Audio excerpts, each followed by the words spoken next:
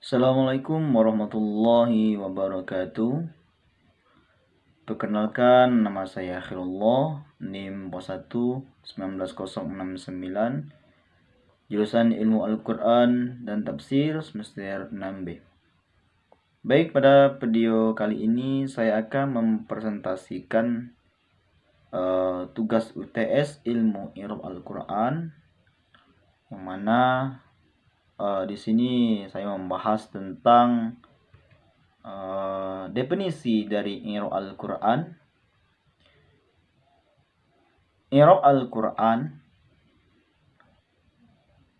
berasal dari kata dasar araba, yang secara bahasa menurut Ibnu Al-Faris berarti al-inabah wal ibsah, yaitu tampak, jelas, dan fasih. Itu menurut bahasa. Sedangkan secara istilah adalah al-i'rabu yufarriqu bainal ma'ani fil fa'il wal maf'ul wal nafi wal ta'ajjub wal istibham wasairu abwab hal nahwi minal ulum. Yaitu i'rab adalah satu ilmu untuk membedakan antara makna fa'il, maf'ul, nafi, ta'ajjub, istibham, dan seluruh kajian tata bahasa Arab.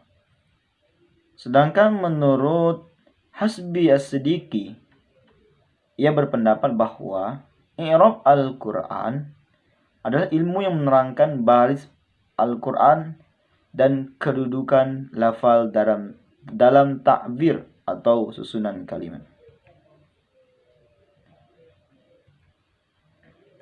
Selanjutnya kita masuki pada urgensi dan dalil i'rab Al-Quran. Urgensinya adalah untuk memahami dan menjelaskan makna yang terkandung dalam Al-Quran berdasarkan pendekatan kebahasaan dalam tataran sintaksis, morfologi, dan semantik. Sedangkan dalil yang membicara tentang i'rab Al-Quran itu terdapat dalam surah An-Nisa. Afala yatadabbaruna al-Quran walau kana min indi ghairillah lawajadu fihi ikhtilafan katsira. Maka tidaklah mereka menghayati atau mendalami Al-Quran. Sekiranya Al-Quran itu bukan dari Allah, pasti mereka menemukan banyak hal yang bertentangan di dalamnya. Selanjutnya dalam hadis Nabi an Abi Hurairah radhiyallahu anhu anna Rasulullah sallallahu alaihi wasallam qala a'rabul Quran wal tamasu ghara'ibi. Dari Abi Hurairah, sungguhnya Rasulullah SAW berkata, jelaskanlah makna Al-Quran dan carilah makna Al-Quran yang asing ataupun yang ghaib. Ini adalah salah satu dalil dari Al-Quran dan hadis yang bicara tentang i'rab Al-Quran. Setelah saya mempelajari ilmu i'rab Al-Quran ini, sekiranya ada wawasan baru setelah saya mempelajari i'rab ini, yaitu dengan saya mempelajari konsep dasar ilmu i'rab Al-Quran, maka bertambah pula pemahaman saya terhadap ilmu i'rab Al-Quran ini. Dan ilmu i'rab Al-Quran ini sangat penting untuk kita ketahui secara bersama. Maka dari itu dalam memahami i'rab Al-Quran diperlukan pemahaman dan pengetahuan yang cukup, dalam artian yang sangat luas terhadap makna kalimat atau ayat-ayat Al-Quran, sehingga kita bisa memahami fungsi dan hukum i'rab dalam Al-Quran. Itu tadi tentang wawasan setelah kita mempelajari ilmu i'rab Al-Quran.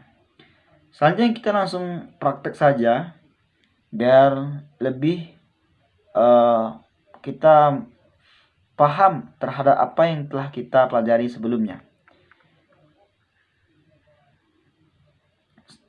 Langsung saja kita praktik dalam surah Al-Ikhlas. Qul huwallahu ahad. Katakanlah Muhammad, dia Allah yang Maha Esa. Qul adalah fi'il amar mabniun ala sukun. Fa'ilnya adalah dhamir mustatir fihi wujuban, takdirnya adalah anta. Huwa dhamir munfasil, dia dibina atas fathah dan dia mubtada awal fi mahalli raf'in. Allah mubtada tsani marfu'un, dirofakkan dan pertanda rofaknya dhammah di akhirnya.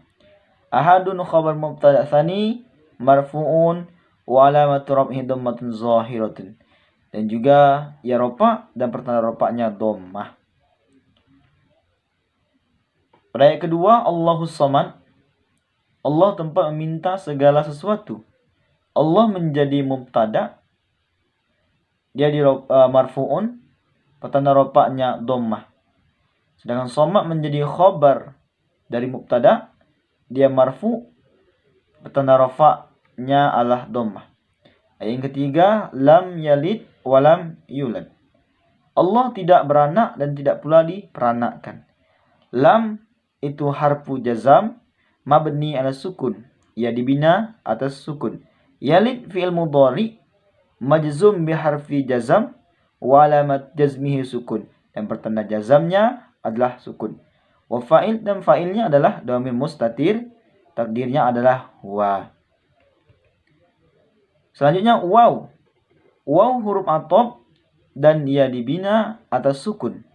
Lam itu adalah huruf jazam dan dia dibina atas sukun. Yulad.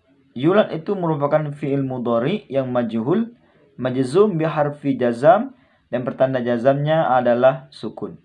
Dan fa'ilnya dhamir mustatir dengan takdir huwa. Kita masuk ke ayat yang keempat, walam yakul lahu kufuwan ahad, dan tidak ada sesuatu yang setara dengan dia. Waw itu menjadi huruf atop mabni al-fatih dan ia dibina atas fathah. Lam merupakan huruf jazam dan ia dibina atas sukun. Yakun. Yakun merupakan fi'il mudhari yang nakis majzum bi harfi jazam dan pertanda jazamnya adalah sukun. La itu harfu jar dan ia dibina atas fathah. Hu adalah dhamir muttasil, ia dibina atas dhammah fi mahalli jar. Kufuwan.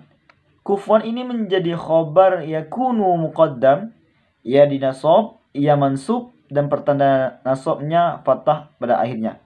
Ahadun merupakan isim yakunul muakhar, ia marfu dan pertanda rafa'nya dhammah pada akhirnya. Itulah tadi praktik kita mempraktik Al-Quran pada surah Al-Ikhlas. Selanjutnya kita mempraktik Al-Quran pada surah Al-Kautsar. Bismillahirrahmanirrahim. Inna a'tainakal kautsar. Pertama, sungguh kami telah memberimu Muhammad nikmat yang banyak.